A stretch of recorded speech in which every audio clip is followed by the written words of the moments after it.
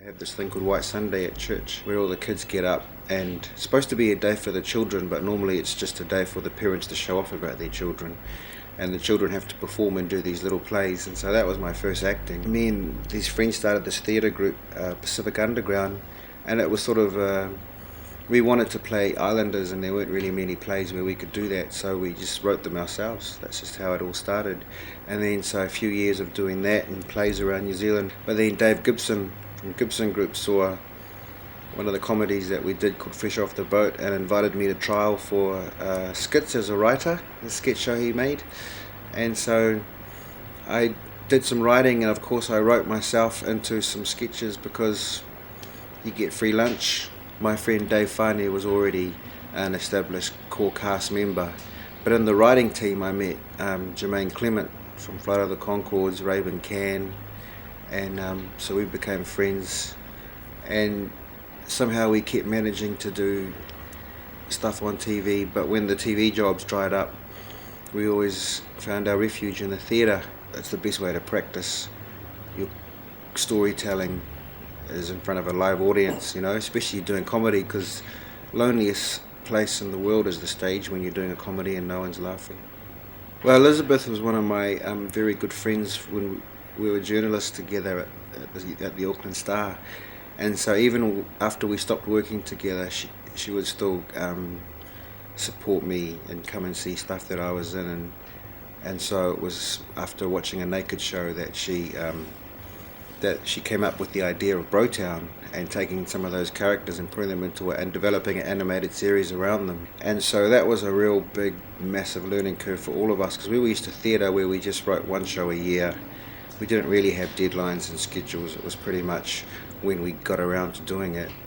And we only do it once a year, so we always managed it. But working with Elizabeth and Firehorse Films and coming all together into the broTown family to make this show, because they say it takes a village to raise a child. It takes a village to make an animation as well.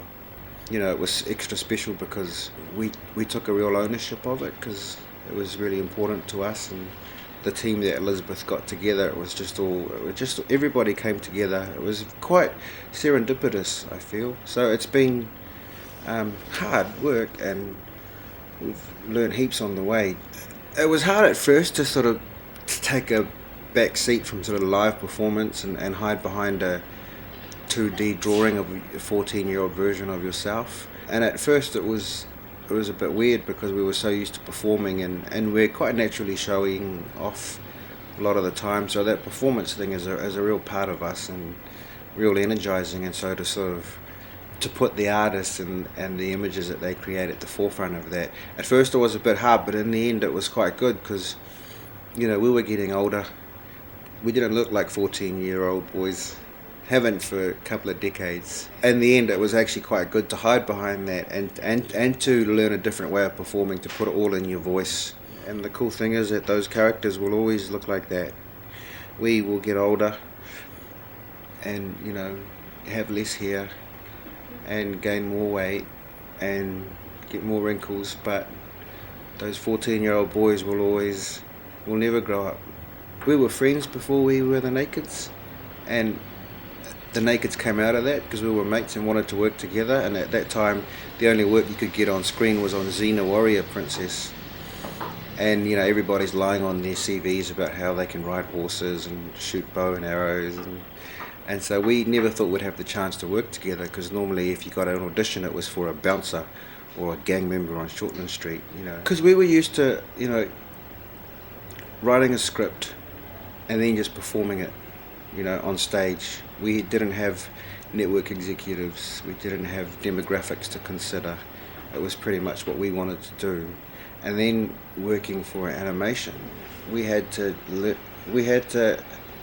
work as part of a big village. We had to take into account things like taste and what time it was on, and responsibility and all those things, and how far to push the envelope and when to pull back. I thought we would get way more hassled than we did, and I was actually expecting the biggest criticism to come from the church, and we haven't had any.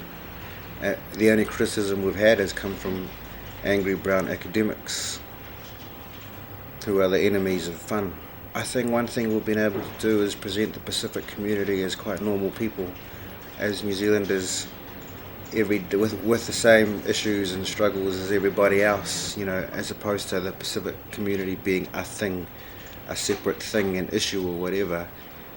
The four of the Nakeds and that writer and Elizabeth Mitchell, who that we write with, we all grew up here, and we all in Auckland actually. So really, they're just stories about growing up in Auckland.